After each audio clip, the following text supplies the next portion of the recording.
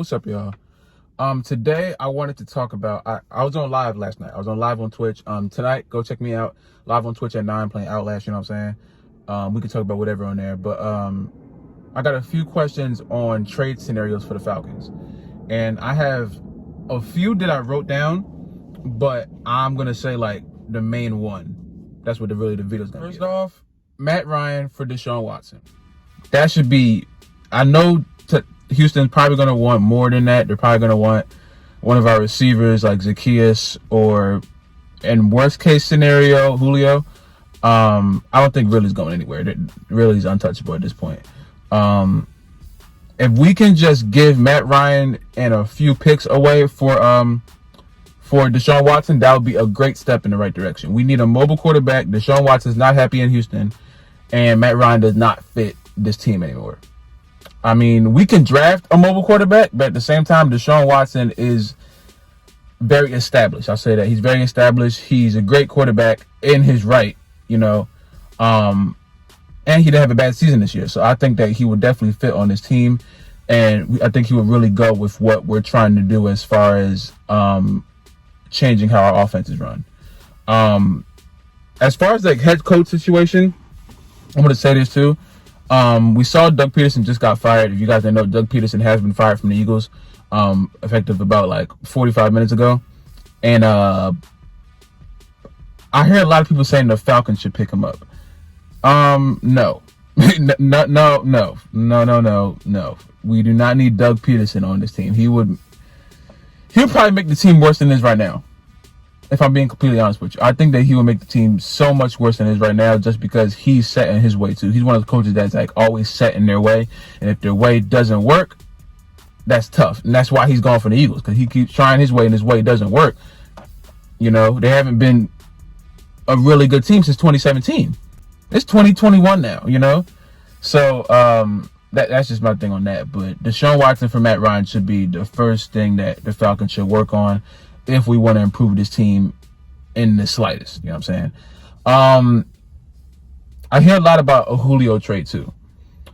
I don't know if we put Julio in the package to Houston, because I still feel like that's automatic, you know. Matt Ryan for Deshaun Watson, that's more something where Houston will probably like, wait a minute to see. But if we give them Matt and Julio, I have no reason not to believe that they would just take that right there. Because you're getting Matt Ryan and Julio Jones, you know, like you're getting a quarterback that you need. Now you're trading your young quarterback away, and you're getting arguably the best receiver in the league. Do I think the Falcons should make that deal? No, because Julio deserves to be. This is my only thing with this. Like, Julio deserves so much better than what he's getting, but I don't see him leaving Atlanta. Because he would look weird leaving Atlanta. You remember when D-Wade went to Cleveland and Chicago? Like, me as a Heat fan, I don't acknowledge that. Like, this is my first time acknowledging that in years. I don't acknowledge that. I just feel like it didn't happen. Julio leaving the Falcons would just be like one of those things that, like, we just don't acknowledge. Because, and what if he goes to Houston and he's like good, better than he was in the Falcons ever, you know? And he was amazing here. He made his legacy as one of the best receivers ever here. Imagine if he goes to Texas and does the same thing but better and like torches us. I would lose my mind. I would lose my mind if Julio went to another team and just torched us for the rest of his career. I'd like to think about that. Look, if we're going to trade Julio, we have to get the same or equivalent back. So we either need to get a receiver who's arguably better than him back, or a defender that's arguably better than him back.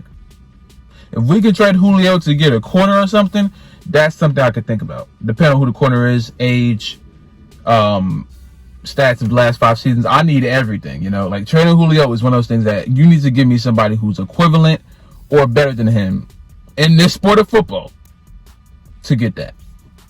Because Julio is a franchise receiver, arguably the best receiver in the league. You're not going to just put him in a package and me get a bum in return. No. You want Julio, you're going to have to give a Julio-like player back. And I'm saying Julio-like as in ability, longevity. You know, Julio can play defense too. I don't know why they didn't make Julio play defense more this year. I think that would have helped. Like if he played like safety a few drives, I think that would have helped because he can do it. You know, we've seen him do it before. We've seen him lay a boom on some players when he's given the chance to, but he has been hurt a lot. So, and that's the thing too. He might just like sit down on injured reserves so he doesn't get traded. I don't think you can trade injured players. So if he really doesn't want to leave, I would assume he just stays on IR until the season starts. Because what else are you gonna do? You know. I mean, that's just where I'm going with that. Next player I think that should be traded, possibly Isaiah Oliver. He's probably not going to get traded, assuming how young he is, and some teams may not want a player that young on their team just yet. But I think that we could get more out of him just because of his potential. I don't think he's the best corner right now because he's not established yet. AJ Terrell feels like he's going to be the corner for the future of the Falcons. He's set with me. I think that one dude, Kennard, one of them. I think we have two players, one named Denard, one named Kennard. I'm picturing that right now, but I may be wrong. Correct me if I'm wrong, but AJ Terrell, it seems like he's the future cornerback. So I just feel like Isaiah Oliver needs to be on a team that more works on slot because he looks better on slot. Man to man, he's burnt. So if we get a corner that is more man to man like AJ Terrell is, I think we could get more out of our corner position because our corner position, even with AJ Terrell, it's completely shot. It's completely shot. The last time we had a good corner was Desmond Trufant, and where's he at? Detroit now. So it's just like, what's the point of us doing all this when we still don't have corners that can lock up most of the receivers in the league?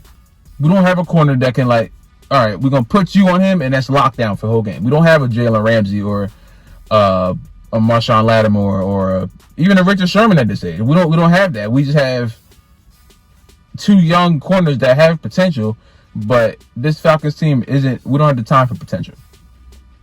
You know, potential is that's years going. We don't have the time for that right now. We need to win right now, or we're in danger of complete rebuilding, and I don't want complete rebuilding. Complete rebuilding would mean clear out everybody, and there's some players that we have that I want to keep. Even Deion Jones, Frank Olakun, those are guys that they've shown their spark. You know, they've shown the point where they can really play at a high level. It's just they're not doing it this season. Whenever they decide to, they can be the best player on a defensive end. It's just that they're not getting opportunity to, or they're just not producing. I don't know. But as far as that goes, I don't think we need to make any moves as far as our linebackers. I feel like we're really set with that. I think we made the best decision we could with Vic Beasley because he fell off tremendously. He was, I don't know. Dante Fowler. I want to talk about Dante Fowler too. A lot of Atlanta Falcons fans that I know do not like him. I'm not really sold on him leaving the team. I do think that he is a really, really, really big disappointment because I'm not going to speak for everybody, but I expected so much more of him in the long run, and he has not produced. I remember when we signed him, and I was like, all right, this might put a real edge on our defensive side, and it did not at all. It's some days we don't even see him. I don't know what that is. I just feel like he's not meant for this team to produce. We bought him here for a specific reason, and he's just not doing that. I don't know what that is, but I don't know. Big one, Todd Gurley. Todd Gurley is the running back that we need right now. Considering that we just got rid of Devontae Freeman, but it's just I don't want him to be the running back for the next 5 years because he's gonna retire soon, and I don't want him to be what he is right now because he's not the best right now, but he's not the worst either. You know, we could trade him to get a younger running back. I would assume any teams that want a veteran running back, we could probably get that for him, but we have Brian Hill that we still have. We have what's the other guy? I can't think of other Falcons running back. But it's Brian Hill and somebody else.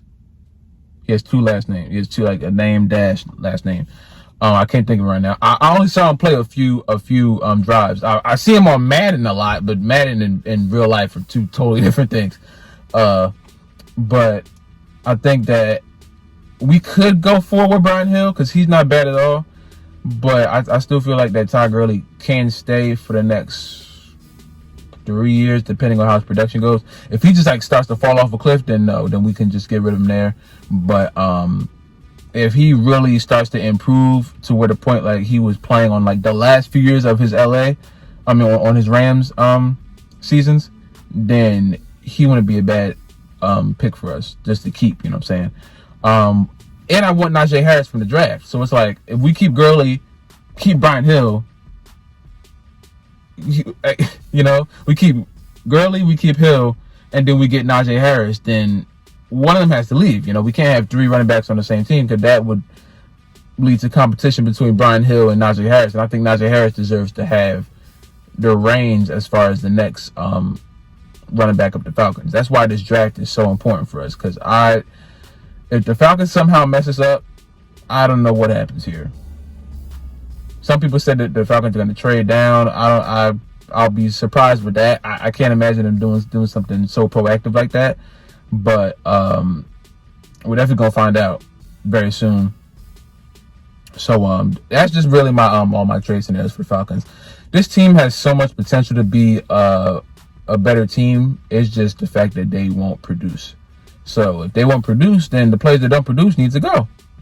I mean, if I was a Falcons GM, I'll be making moves right now.